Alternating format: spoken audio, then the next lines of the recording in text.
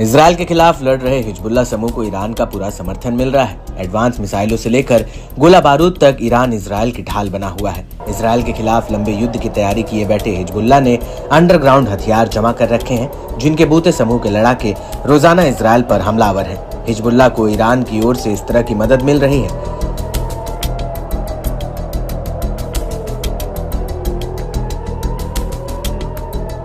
इसकी बानगी एक बार फिर खुले तौर पर देखने को मिली है। ईरान के शीर्ष नेता इजरायली हमले में मारे गए। हिजबुल्लाह के पूर्व चीफ की याद में एक कार्यक्रम में जुटे। इस दौरान ईरानी विदेश मंत्री अब्बास अराक्ची भी नसरल्लाह स्कूल ऑफ थॉट नाम के एक अंतर्राष्ट्रीय शिखर सम्मेलन में मौजूद रहे, जहां से अराक्ची ने इजरायल को युद्ध की बड़ी चेतावनी दे डाली।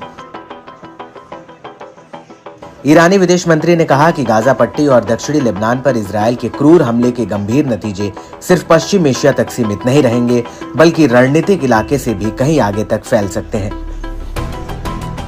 अराक्ची ने कहा कि अपहरण, रंग भेद और बाल हत्या करने वाला इजरायली शासन गाजा और लेबनान में युद्ध विराम की सभी योजनाओं और प्रस्तावों को खारिज कर रहा है। फिलिस्तीन और लेबनान में अपने प्रतिरोधों को आगे बढ़ाता है। अफसोस की बात है कि अंतर्राष्ट्रीय समुदाय इजरायली नरसंहार को रोकने में असमर्थ रहा है। यह सिर्फ पूरे इलाके को असुरक्षित बनता हुआ देख रहा है। दुनिया को पता होना चाहिए कि अगर युद्ध फैलता है तो इसका हानिकारक असर सिर्फ पश्चिम एशिया तक सीमित नहीं रहेगा। असुरक्षा और अस्थिरता ऐसी चीज है जो अन्य इलाकों में भी फैल सकती है। यहाँ तक कि बहुत दूर तक भी गाजा और लेबनान में युद्ध विराम करवाना अंतर्राष्ट्रीय समुदाय की प्राथमिकता होनी चाहिए। उन्होंने जोर देकर कहा कि इस्लामी गणराज्य ने इस संबंध में किसी भी कोशिश में कोई कमी नहीं की है।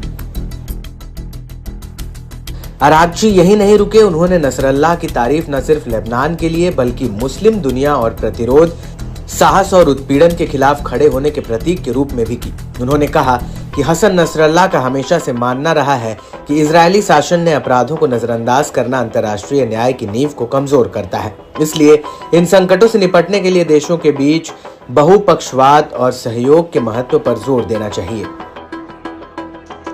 ईरानी विदेश मंत्री ने चिंता जताई कि इजरायल ने लेबनान के खिलाफ एक हाइब्रिड युद्ध शुरू किया है। इसमें सैन्य, खुफिया और मीडिया उपकरण शामिल हैं। अराक्ची ने कहा कि लेबनान अपनी सांस्कृतिक और धार्मिक विविधता के साथ एक ऐसे समाज का उदाहरण है जो केवल राष्ट्रीय एकता पर भरोसा करके चुनौतियों का सामना करने में सक्षम है। बता दें कि पिछले साल अक्टूबर में जब इजरायल ने गाजा पर नरसंहार युद्ध शुरू किया था, तब से लेबनान के हिजबुल्लाह समूह ने हमास के समर्थन में और फिलिस्तीनियों की रक्षा के लिए इजरायल पर हमले शुरू किए। इजरायल के सैन्य हमले ने अब तक 43,000 से अधिक फिलिस्तीनियों, ज्यादातर महिलाओं और बच्चों की जान ले ली, जबकि लेबनान के खिलाफ बढ़ते हमले में 3,000 से अधिक लोग मारे गए हैं। लेबनानी प्रतिरोध ने इजरायल पर अपने हमले जारी रखने की कसम खाई है, जब तक कि इजरायल दक्षिण लेबनान में तनाव और गाजा पर युद्ध जारी रखता है।